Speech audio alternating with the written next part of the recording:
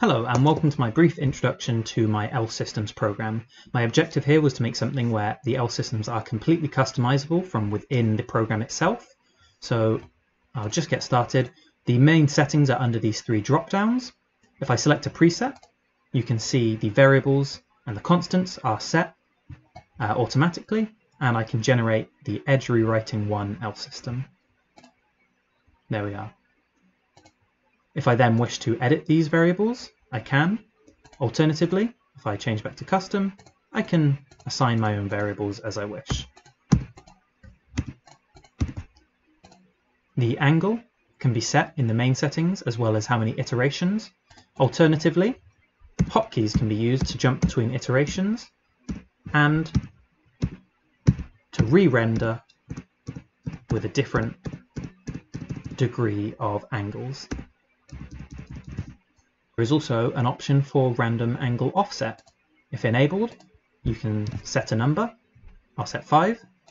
And now when this is generated, each time it comes to a point of rotation, it's going to apply a random offset between -5 and +5.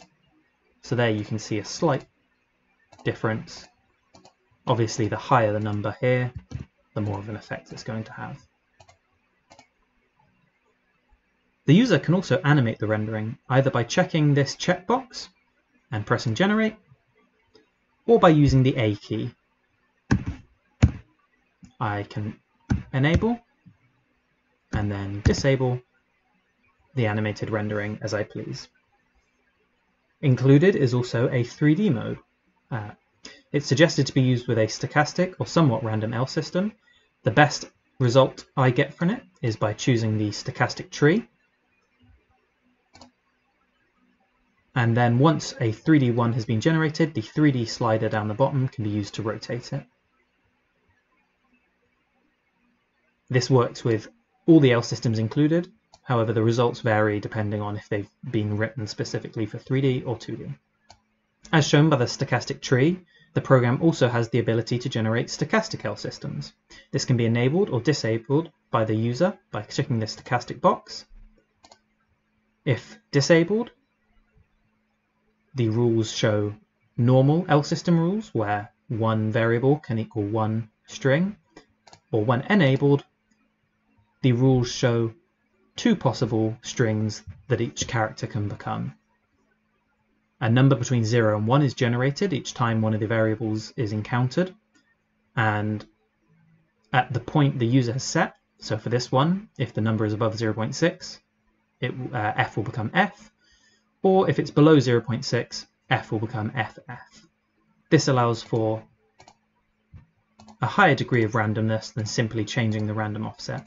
And you can see I'm keeping all the same rules, but getting very different results each time. Finally, I've included the setting for leaves. Here I have a preset for a leaf tree, and when I generate it, you can see a number of leaves on each branch. I can change the leaf size depending on what effect I want.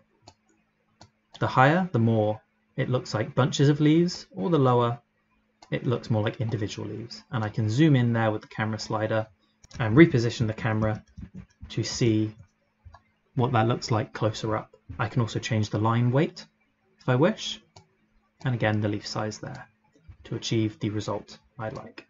The leaves also work in 3D, and included in the presets is a stochastic leaf tree, which I'm going to enable 3D for. I'm also going to change from the basic leaf that we've already seen to the birch leaf, set the variables again, and generate. And there you can see, if I reduce the leaf size somewhat, a lovely birch tree in 3D. And the leaves are dynamically reacting to the directional light as well. This can also be changed depending on the user's preference from the variables and constants, simply by dropping down the leaf menu and selecting the desired leaf. I've also disabled the visibility of k, which is the variable that spawns the leaf, but it could be enabled if the user wanted. And when we zoom in here, you can see small pink lines where each leaf is. Thank you for watching my brief video about my L system program. I hope you've enjoyed. And if you'd like to know more about my L system program, you can check out my in-depth video link below. Thank you.